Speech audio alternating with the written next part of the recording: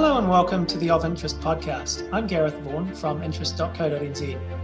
Whether it's called profit-led inflation, seller's inflation, excuseflation, or greedflation, it has been getting a lot of attention over recent months.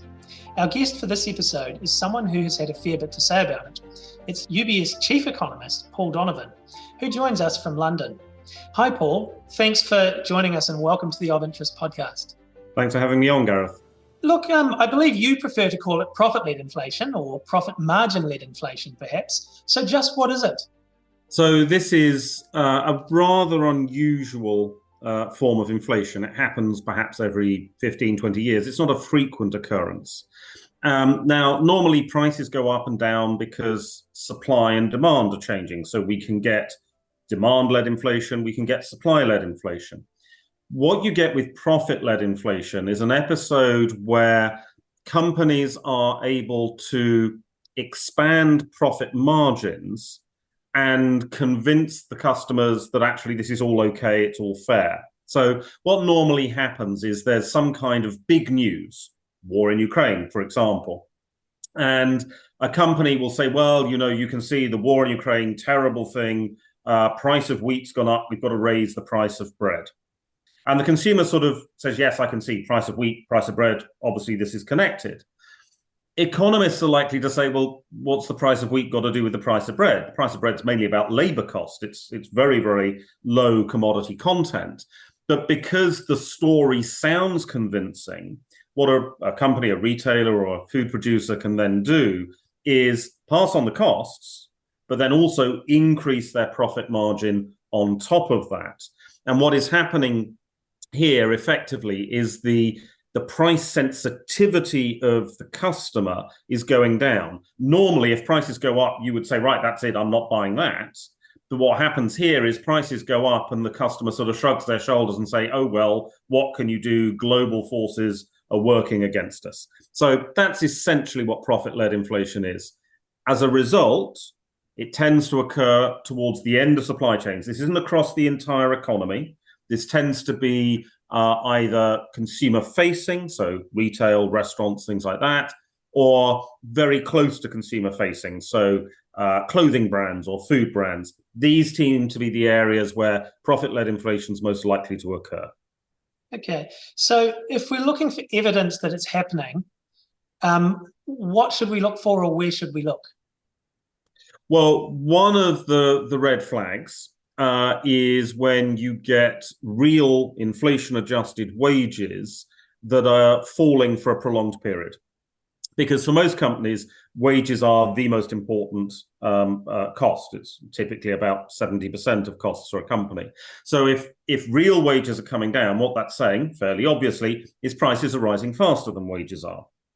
And so that's your first hint that maybe margins are being expanded. But that could be because demand and supply aren't in balance. What we would then look for, having had that red flag, is to see whether markups are increasing. For example, in the United Kingdom, we've seen the difference between the farm gate price of milk and the retail price of milk widen out dramatically. That's a very clear signal that you're getting some profit margin expansion, profit-led inflation. Ultimately, you would expect to see, for example, a rise in retailers' profits as a share of retail GDP. So, the amount of the economic activity that is going to retailers' profits going up. Again, that's another clear sign you're getting profit-led inflation coming through. So it's not that there's any one indicator which you can sort of plot on a chart and say, there we go. But there's lots of these smaller indicators which clearly tell you that margin expansion is behind some of the price increase. So you've talked about profit-led inflation being the third wave of inflation experienced in developed economies since the COVID-19 pandemic. So just wondering if you could tell us a little bit about what were the first two waves and how significant has profit-led inflation's contribution been to overall inflation over the last couple of years? Sure. So the first wave was a classic demand shock. So cast your mind back to 2021, economies are starting to open up. consumers are coming out of the pandemic with a stockpile of savings, because most people in developed markets, not in emerging markets, but most people in developed markets saved money during the pandemic. But back in 21, people were still reluctant to spend on services. They were worried about going out to a restaurant or a concert in most economies. Travel was still a nightmare, frankly, in 2021. So you're not going on holiday. So what people were doing was spending on goods. And we get this enormous surge in demand for goods. Now, we also get a surge in supply. There is this idea that somehow global supply chains were in shattered ruins around the world. This is complete nonsense. Global supply hit a record high in 2021. It's just the demand was so astounding, demand exceeds supply.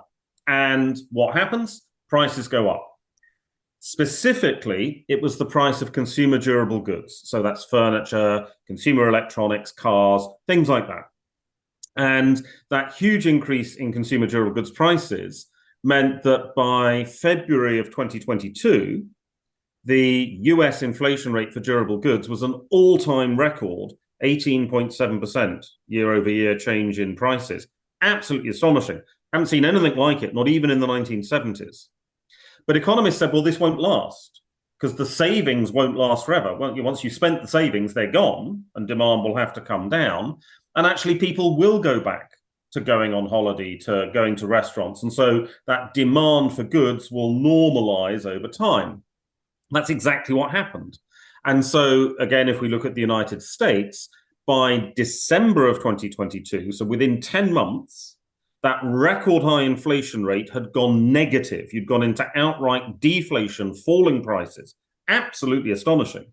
I mean, we've never seen anything like this in terms of the speed with which the inflation collapsed. And every single month since then, durable goods prices have been falling. So that was the first wave of inflation, and it's now over. But the second wave of inflation was something different. That wasn't a demand shock. That was a supply shock. And the supply shock came because of the war in Ukraine.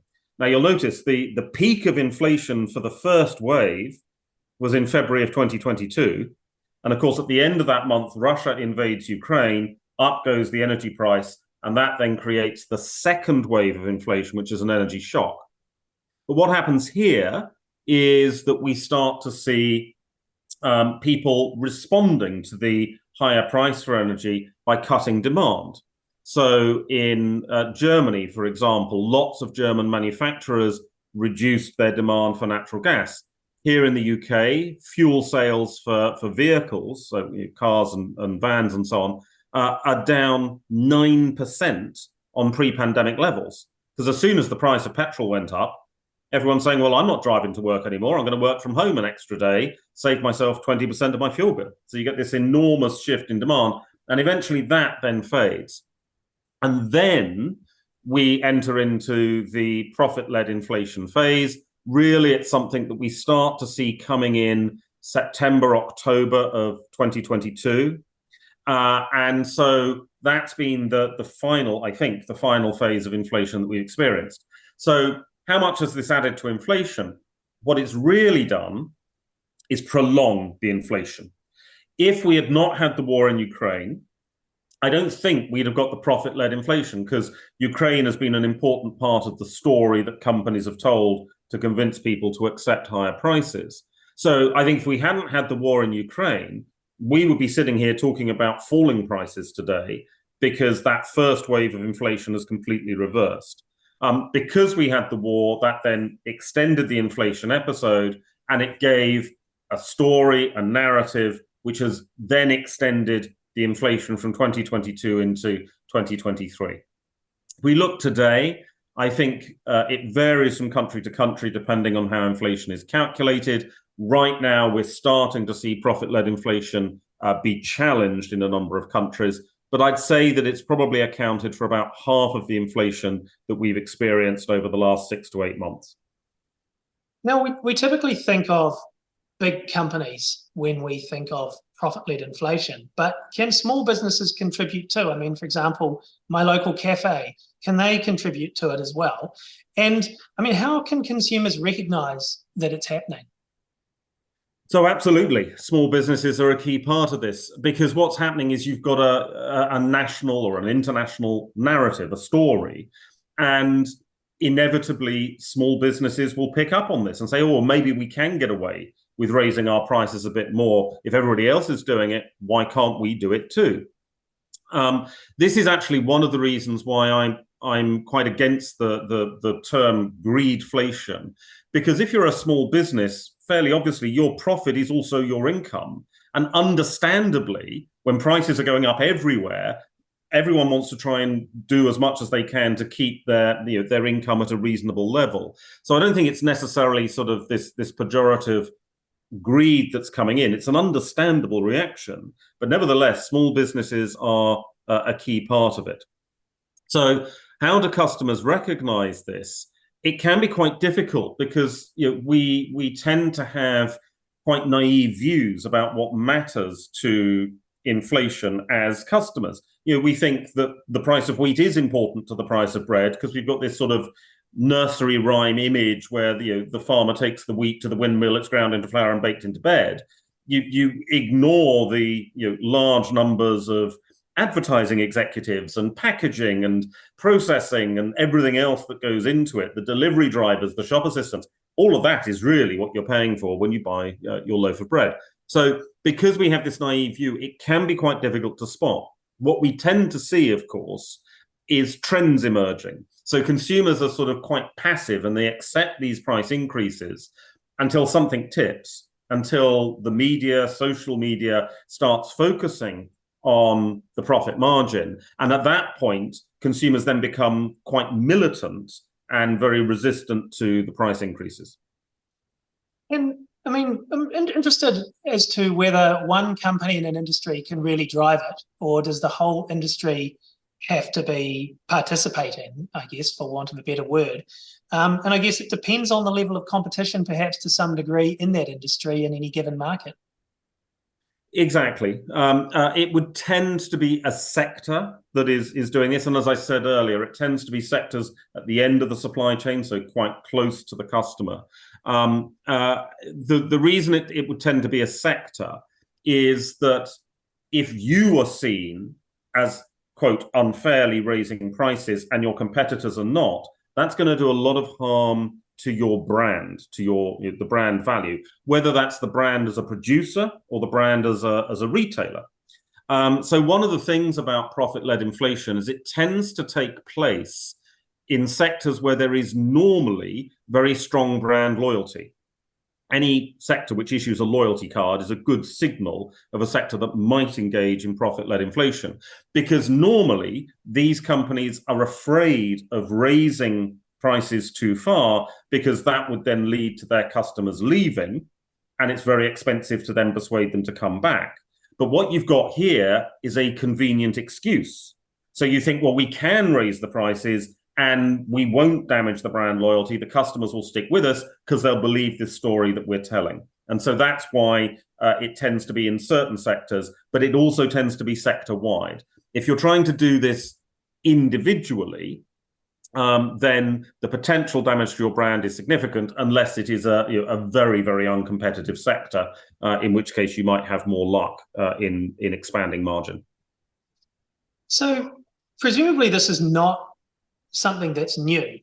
Profit-led inflation has happened before 2022 or 2023. But from what you've been saying, it sort of feels like the circumstances as the world's come out of the COVID-19 pandemic have perhaps enabled it more than we've seen in recent memory. I mean, is that true? And if so, why do you think that is? So I think there's two things which have made profit-led inflation somewhat easier this time. So the first is that consumers did have more savings. So they had a sort of a windfall of savings during the pandemic. I mean, that's probably the way to think of it. It's not exactly, no one's going to describe the pandemic as a lottery win, but it was a bit like that. You got a sudden influx of cash that you weren't expecting to have. And so that meant that people perhaps became a little bit more indifferent to prices. Oh, well, never mind, we've got the lockdown money still to spend. So there was an element of that. And then I think that the power of the narrative has increased. So the pandemic was a huge event, and that has been part of the narrative. The war in Ukraine, also a huge event, also part of the narrative. So we've had really big events that have come through. And then what's further done it, of course, is social media. So this set of events, including this profit-led inflation episode, this is the first time we've had this in the Twitter era. And social media tends to amplify. Now, this I think is a really interesting thing because it probably works both ways.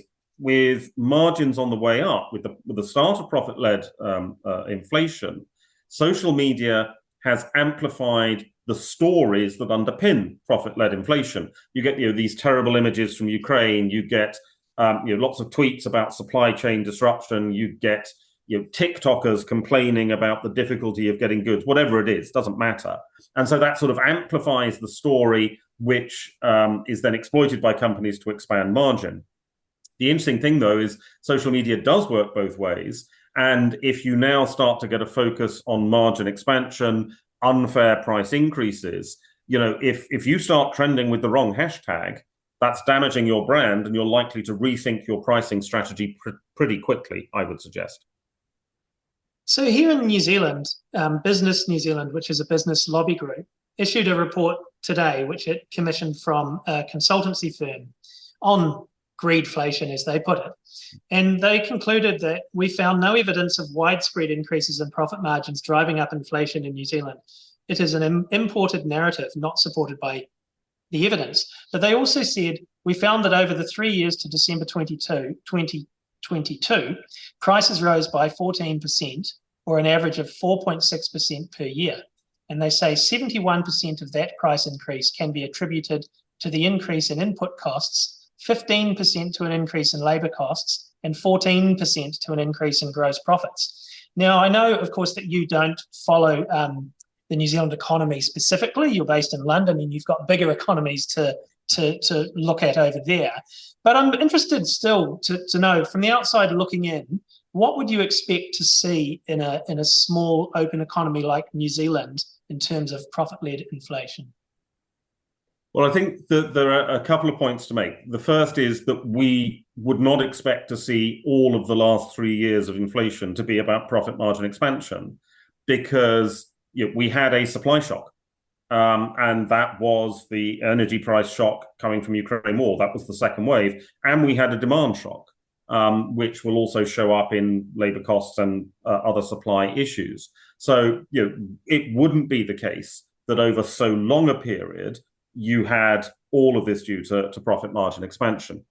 And second, as we've discussed, you also wouldn't expect to see this across the economy as a whole. So further up the supply chain, the closer you get to raw materials, essentially, the less likely it is that you've had the margin expansion. It's really, in economic terms, a relative price shift. So it's about consumer prices relative to producer prices. It's not across the entire economy.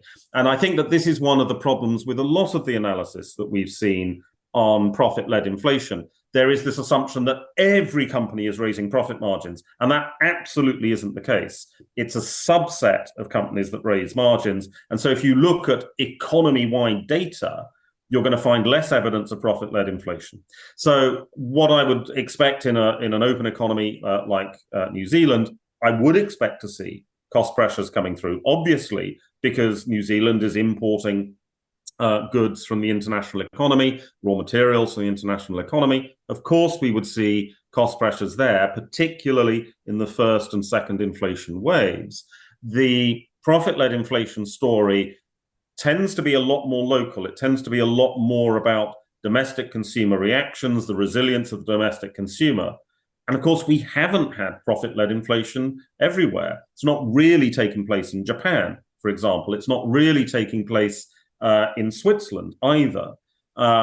And so it's not something that happens everywhere because different economies have different reaction functions. So in the case of New Zealand, if you're going to get profit-led inflation coming through, you don't look at the entire economy, you look at the consumer-facing sectors and see what's happening with margins there. That's the critical story.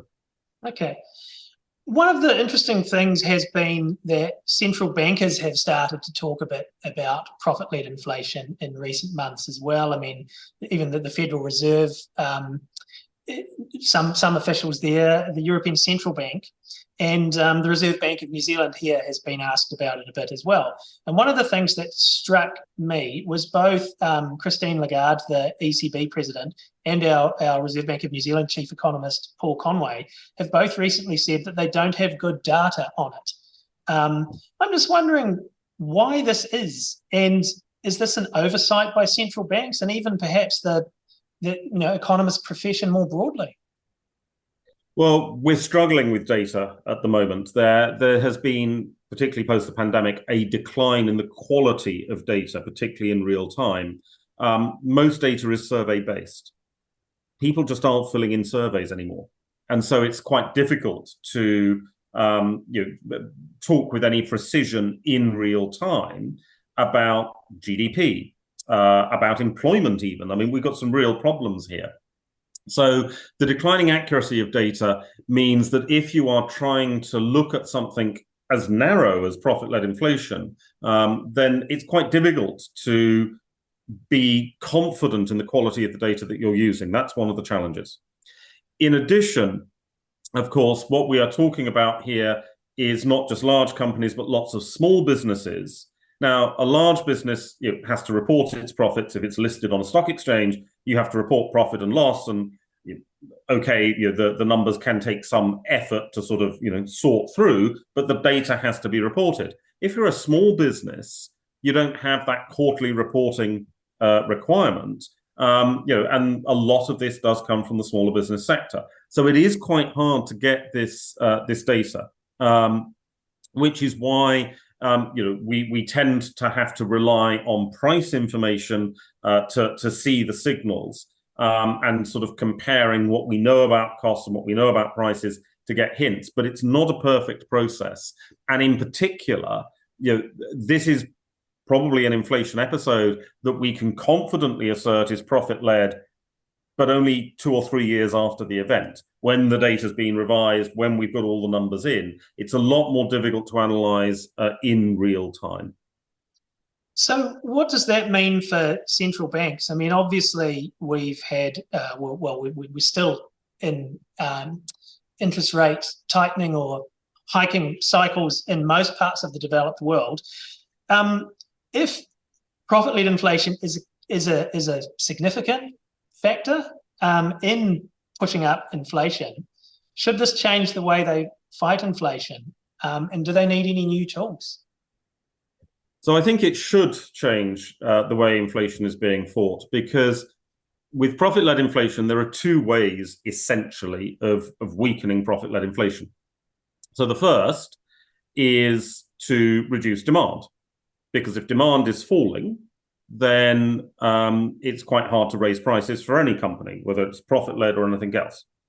But reducing demand has other consequences around employment, around standards of living. So it's quite a harsh way of dealing with profit-led inflation. The alternative is to create resistance, either by consumers or by governments. Because if you create resistance to profit-led inflation, if consumers are saying, no, I don't think that's fair, actually that brand doesn't seem to be treating me fairly, then that changes the risk reward for the company, because the company effectively is saying, well, we could get a short-term profit gain by increasing our margin, but in the long term, we're going to lose customers over this. And that then starts to change the narrative.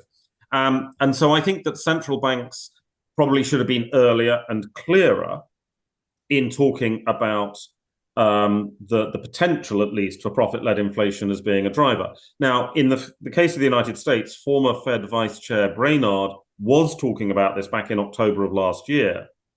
Unfortunately, they left the Federal Reserve, and the topic was not really amplified by the Fed. And of course, it's not just 1 or 2 officials talking about it. You need to make noise about this so people are aware of it.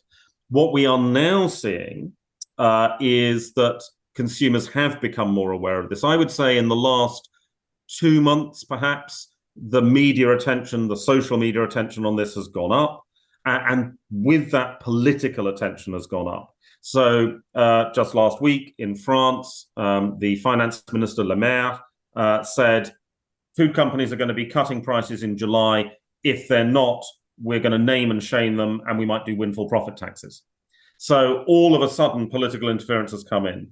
In the United Kingdom, 2-3 weeks ago, the Competition Authority announced an investigation into retail fuel prices, particularly because diesel prices have not been coming down.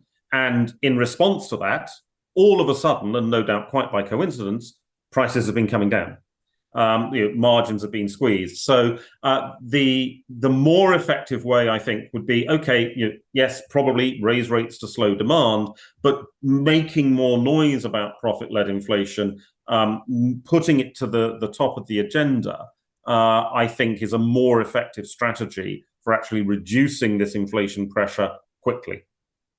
And in terms of consumers, you've talked about, obviously, consumer rebellion. I mean, you can stop using a company's services or buying their products, social media campaigns, and obviously the politicians can weigh in, as you've given the great example there of France where that's happening.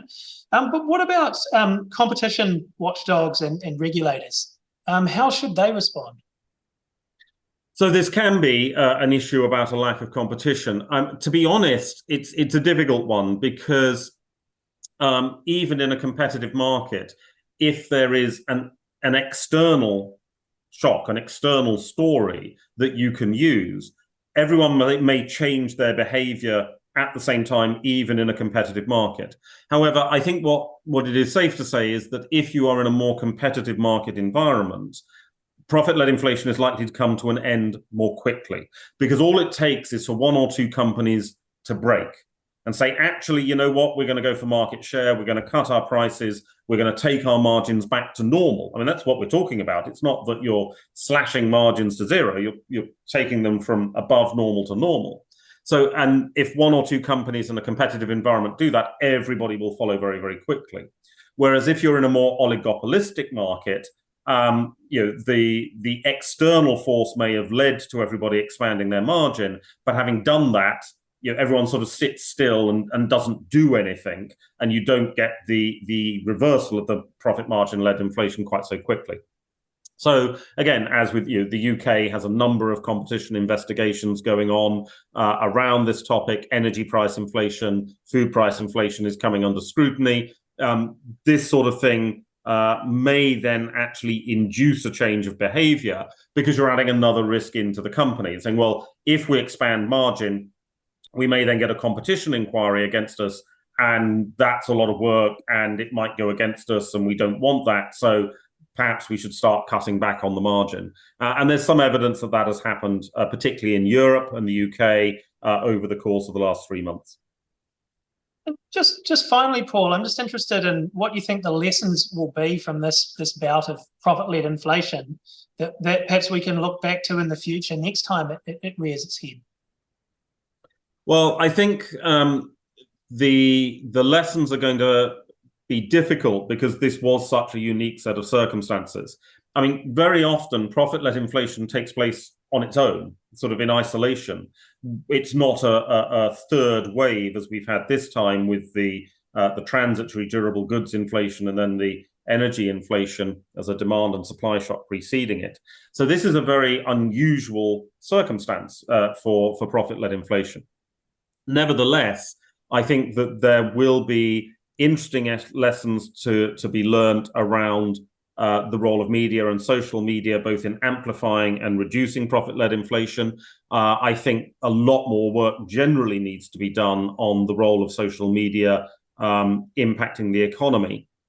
There are some interesting papers about the role of social media in amplifying fear during the pandemic, the role of social media in the recent banking turmoil in the United States, and I think also around profit-led inflation. So I think that probably needs to be where the focus is, because social media is not going anywhere. The Twitters, the TikToks are going to keep on going. Even podcasts are going to keep on going, and so that's going to be part of the story. So I think that's probably where we need to focus about whether we can get an increased crowd effect almost coming through as a result of the way social media shapes how we perceive the world. That's a fascinating discussion, Paul. I really appreciate your time. That's Paul Donovan, Chief Economist at UBS, and I'm Gareth Vaughan from interest.co.nz with another episode of our Of Interest podcast.